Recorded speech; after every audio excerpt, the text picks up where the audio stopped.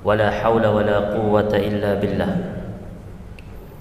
اللهم علمنا ما ينفعنا وانفعنا بما علمتنا وزدنا علما يا رب العالمين اللهم أرنا الحق حقا وارزقنا اتباعه وأرنا الباطل باطلا وارزقنا اجتنابه. Ma'asyiral muslimin, jamaah salat zuhur Masjid Ad-Du'a yang mudah-mudahan kita semua senantiasa mendapatkan keberkahan dari Allah Subhanahu wa taala. Mudah-mudahan kita semua termasuk ke dalam golongan orang-orang yang mendapat dua kebahagiaan dari Allah Subhanahu wa taala. Rasulullah sallallahu alaihi wasallam bersabda, "Lis-shaimi farhatan." Ada dua kebahagiaan bagi orang-orang yang berpuasa. Farhatun inda fitrih wa farhatun inda liqa'i rabbih.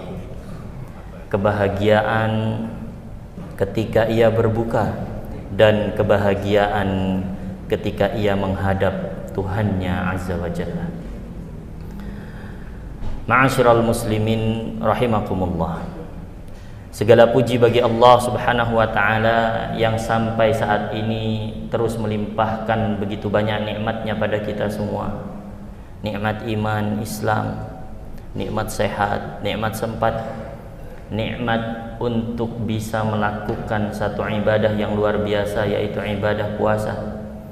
Mudah-mudahan hadirnya kita di Masjid Ad-Du'a ini dalam rangka melaksanakan sholat zuhur secara berjamaah sambil diniatkan i'tikaf, dilanjutkan dengan ibadah-ibadah sunnah lainnya. Semoga rangkaian ibadah ini Allah catat sebagai bentuk rasa syukur kita terhadap nikmat-nikmatnya. Amin ya rabbal alamin. Salawat beriring salam semoga senantiasa tercurah kepada Nabi besar kita Muhammad sallallahu alaihi wasallam, makhluk paling mulia yang Allah ciptakan. Allah Subhanahu wa taala pilih beliau sebagai suri tauladan bagi kita semua, sebagai contoh bagi kita semua.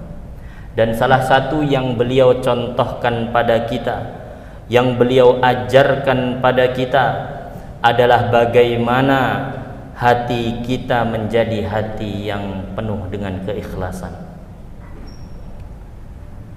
yang artinya juga bagaimana hati kita jauh dari sifat buruk yang disebut dengan ar-riya. Ma'asyiral muslimin rahimakumullah.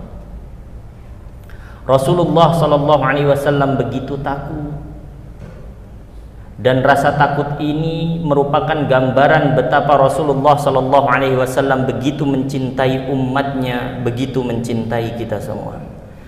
Beliau sallallahu alaihi wasallam bersabda, "Inna akhwafa ma akhafu alaikum asyirkul asghar." Sesungguhnya yang paling aku takutkan kelak akan hinggap pada umat-umatku adalah syirik kecil. Yang mana syirik kecil ini, hadirin sekalian, adalah ar-riya, lawan dari keikhlasan. Ibnul Qayyim ketika mendefinisikan al-ikhlas, beliau mengatakan, "Alla tatluba bi'amalika syahidan ghairallah wala mujazian siwah." Ikhlas adalah ketika engkau beramal tidak mengharap pandangan kecuali pandangan Allah, dan tidak mengharapkan balasan kecuali balasan dari Allah Subhanahu wa taala. Ma'asyiral muslimin rahimakumullah. Kita bisa lihat contoh dari para sahabat radhiyallahu anhum. Abdurrahman bin Auf radhiyallahu anhu, sahabat yang begitu mulia, yang beliau diberikan nikmat oleh Allah Subhanahu wa taala kekayaan. Beliau pernah suatu saat bersedih ketika menyadari bahwasanya nikmat kekayaan yang diberikan oleh Allah kepada beliau begitu banyak. Beliau takut Kalau nikmat-nikmat itu adalah balasan Allah yang disegerakan di dunia. Karena Allah Subhanahu wa taala berfirman di dalam surah Asy-Syura ayat 20, "Wa man kana yuridu hartsad dunya nu'tihi minha wa ma lahu fil akhirati min nasib." Barang siapa yang ingin dengan ibadahnya, yang ingin dengan sholatnya, dengan puasanya, dengan sedekahnya, dia mengharapkan dunia, maka Allah akan memberikannya, dan tidak ada bagian baginya di akhirat kelak dari apa yang ia perbuat tersebut. Ketika merenungi ini, hadirin sekalian, Abdurrahman bin Auf menangis sejadi-jadinya. Ma'asyiral muslimin rahimakumullah, hari ini kita semua tengah melaksanakan suatu ibadah yang luar biasa, yaitu ibadah puasa. Ibadah yang bisa kita jadikan contoh tentang bagaimana ikhlasnya seseorang ketika melakukan suatu ibadah. Ketika Rasulullah sallallahu alaihi wasallam bersabda di dalam sebuah hadis qudsi bahwasanya Allah Subhanahu wa taala berfirman, "Kullu amal ibni Adam lahu illa siyam." Setiap amalan ibnu Adam itu untuk mereka masing-masing kecuali puasa. Fa innahu li, karena puasa itu untukku, kata Allah. Wa ana ajzi bihi, dan aku sendiri langsung yang akan memberikan balasan pahala bagi orang-orang yang berpuasa.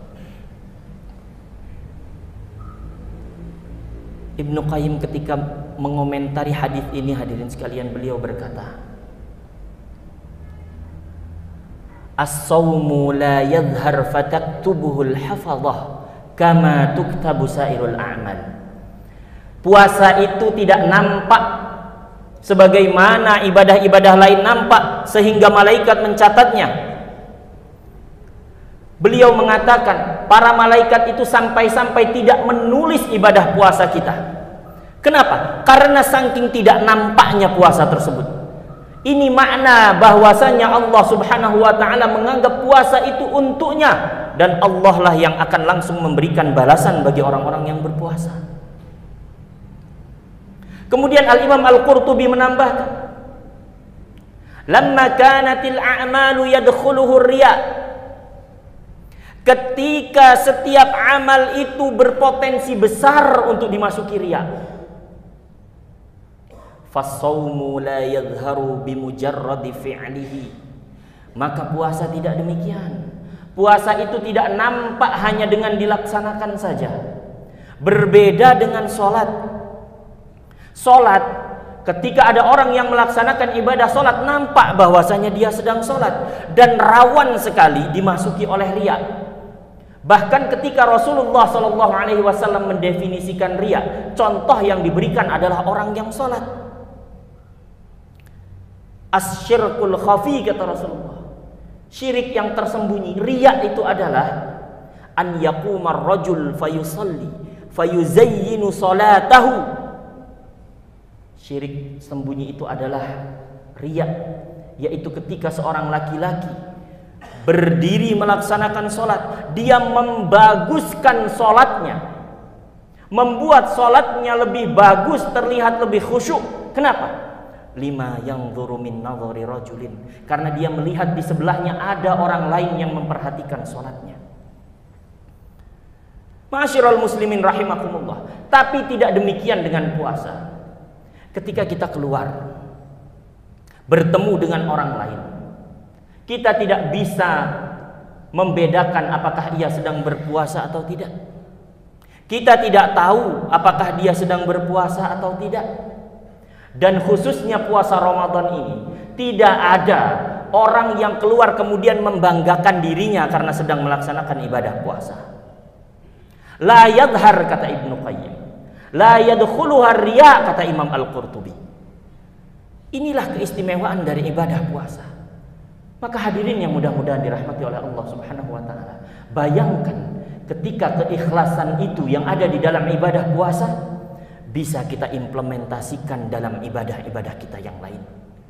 Sehingga ketika kita sholat kita terhindar dari riya. Ketika kita sedekah, tangan kiri kita tidak tahu apa yang tangan kanan kita infakkan.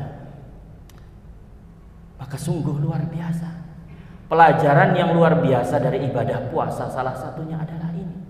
Bagaimana belajar agar keikhlasan senantiasa mengiringi setiap ibadah dalam hidup kita.